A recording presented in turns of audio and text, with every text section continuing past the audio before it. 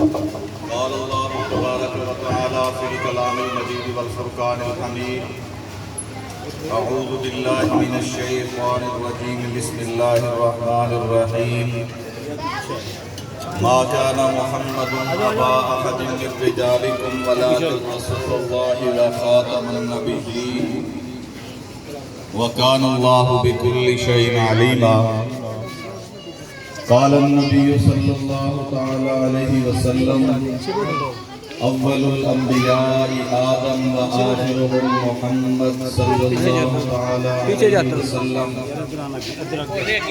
اللهم صل على محمد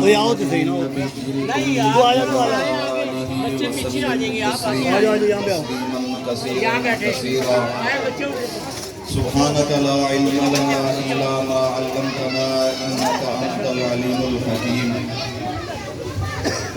رب زدني علما رب زدني علما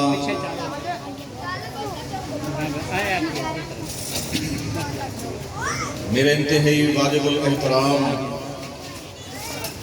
معزز و مکرم سامعین محترم دوستوں بھائیوں بزرگوں عزیز ساتھیوں اللہ رب العزت کا ہم سب پر یہ کرم اور احسان ہے کہ اللہ رب العزت نے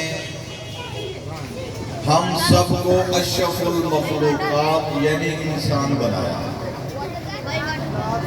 اللہ اگر چاہتے تو ہمیں کسی اور مخلوق میں بھی پیدا کر سکتے تھے، لیکن یہ محض اللہ کا فضل ہے کہ اللہ نے ہمیں اشرف المخلوقات یعنی انسان بنایا، اور انسانوں میں سے بھی بے شمار انسان ہیں، لیکن اللہ نے کرم کیا کہ انسانوں میں سے ہمیں مسلمان بنایا۔ یہ محض اللہ کا فضل ہے، اللہ کا کرم ہے۔ اور پھر مسلمانوں میں سے بھی اللہ نے ہم سب پر اپنے کرم اور احسان کیا کہ ہمیں حضور اکرم صلی اللہ تعالی علیہ وآلہ وسلم کا امتی بنایا، اور یہ وہ امت ہے کہ جب انبیاء کرام علیہ السلام نے اس امت کے فضائل اور مناقب سنے تو اللہ سے دعا کی کہ اے اللہ ہمیں نبوت نہیں، ہمیں اس آخری پیغمبر کا امتی بنا دے۔ لیکن یہ اللہ نے کرم کیا کہ ہمیں من مانگے، ہمیں حضور اکرم صلی اللہ تعالی علیہ وآلہ وسلم کی امت میں پیدا فرمایا، اور پھر اللہ نے کرم کیا کہ اللہ رب العزت نے ہم سب کو حضور اکرم صلی اللہ علیہ وآلہ وسلم جیسا عظیم نبی عطا کیا، جو کہ خاتم النبیین، آخری پیغمبر، آخری نبی اور آخری رسول۔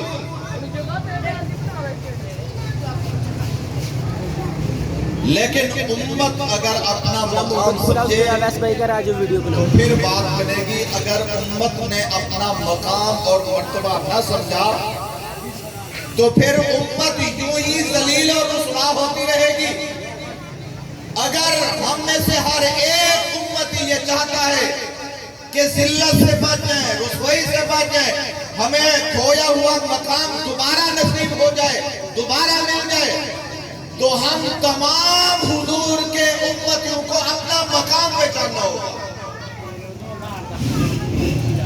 یہ وہ امت ہے کہ جن کے بارے میں حضور اکرم صلی اللہ علیہ وسلم نے ارشاد فرمایا انا خزکم من الانبیاء وانتم خزی من الامم، فرمایا نبیوں میں سے میں تمہارے حصے کے اندر آیا ہوں، اور امتیوں تم تمام امتوں سے میرے حصے کے اندر آئے ہو۔ کتنا کتنا اعلیٰ مقام ہے. ایک دوسری حدیث میں حضور صلی اللہ علیہ وسلم فرماتے ہیں انا آخر الانبیاء وانتم آخر الامم. ادھر گیٹ کے پاس کھڑے ہوئے ساروں کا بنانا ہے. کدھر گیٹ کے پاس؟ یہیں پہ کھڑے ہوئے تمام ساروں کا امتوں میں سے آخری امت ہو. میرے بعد نبوت کا دروازہ بند, تمہارے بعد امتوں کا دروازہ بند. میرے بعد کوئی نبی نہیں آ سکتا, تمہارے بعد کوئی امت نہیں آ سکتی.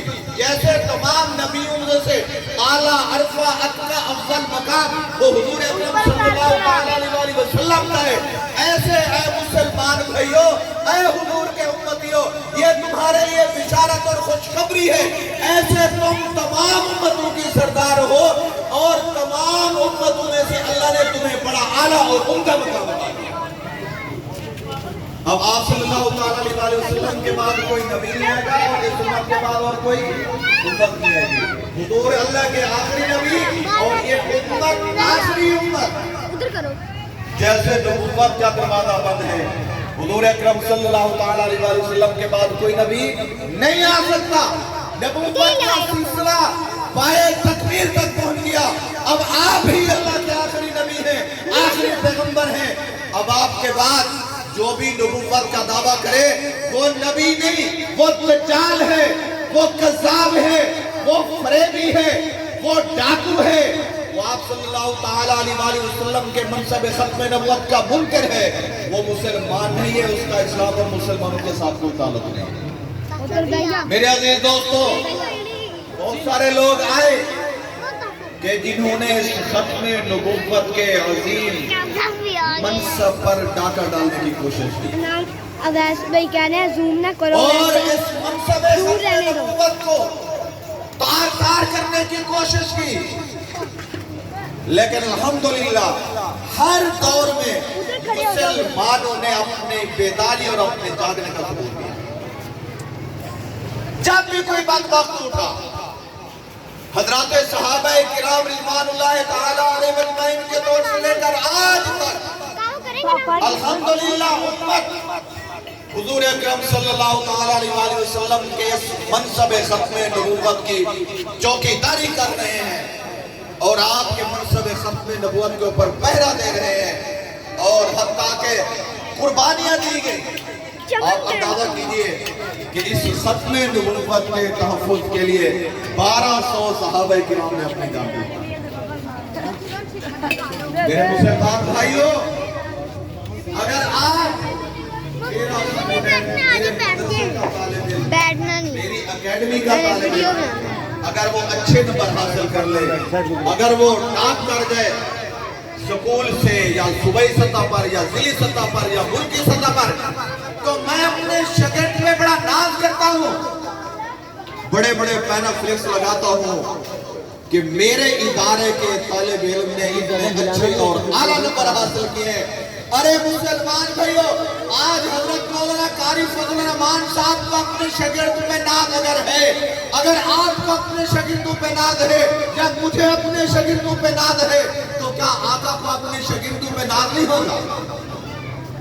وہ شاگرد جنہوں نے آقا کے ایک ایک اشارے پر اپنا سب کچھ, اپنی اولاد, اپنا خاندان سب کچھ قربان کروا دیا, لیکن حضور اکرم صلی اللہ علیہ وسلم کے ساتھ بے وفائی کی.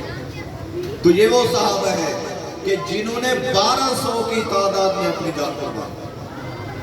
آج لوگوں نے سمجھ لیا کہ شاید ختم نبوت کا عقیدہ یہ کوئی عام سا عقیدہ ہے. نہیں دوستو, یہ عام عقیدہ نہیں. اگر عام عقیدہ ہوتا تو پھر 1200 صحابہ اپنی جان کی قربانی نہ دیتے. میرے اور آپ کے پاس تو مفت میں آ گیا, ہمیں اس کی قدر کا کیا پتا, ہمیں اس کی قدر و منزلت اور قیمت کا کیا معلوم. یہ تو ان سے پوچھے جنہوں نے اس عقیدے کا تحفظ کرتے ہوئے اپنی جانیں قربان کر. اور پھر 1953 کی تحریک ختم نبوت میں ہمارے اس لاہور شہر میں 10,000 مسلمانوں نے اپنی جانیں قربان کر کے حضرات صحابہ کرام کے دور کیا. اور 10,000 مسلمانوں میں سے آپ اندازہ کیجئے 8 سالہ بچے سے لے کر 80 سالہ بوڑھے تک سب حضور کے اوپر قربان ہوئے, سب نے اپنی جانیں حضور کے اوپر نچھاور کی.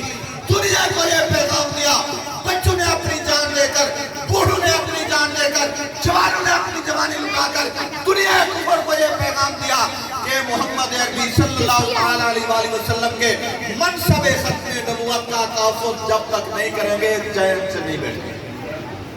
تو اس لیے میرے دوستو آج میں اور آپ اس گلی میں اس محلے میں یہ کوئی معمولی پروگرام نہیں ہے، اس کو معمولی مت سمجھنا۔ ارے یہ وہ عظیم پروگرام ہے، یہ وہ عظیم جلسہ ہے کہ اس جلسے کے ساتھ حضور صلی اللہ علیہ وسلم کی نسبت ہو گئی، نسبت ہو گئی، اور نسبت بھی بہت بڑی چیز ہوا کرتی ہے۔ تو آج میں اور آپ اس عظیم نسبت کے لیے بیٹھے ہیں، ختم نبوت کے تحفظ کے لیے بیٹھے ہیں، ناموس رسالت کے دفاع کے لیے بیٹھے ہیں، اپنے مسلمان بھائیوں کے ایمان کی فکر کرنے کے لیے بیٹھے ہیں کہ ہمارے مسلمان نوجوانوں کو، ہمارے بچوں کو اور ہمارے علاقے والوں کو اور ہمارے مسلمان بھائیوں کو قادیانی کس کس انداز میں گمراہ کرنے کی کوشش کرتے ہیں اور ان کا ایمان لوٹنے کی کوشش کرتے ہیں۔ تو میرے دوستو سب سے پہلے تو ہمیں اپنے ایمان کی فکر کرنی چاہیے اور پھر اپنے محلے اور اپنے علاقے والے جو ہمارے نوجوان ہیں ان کے ایمان کی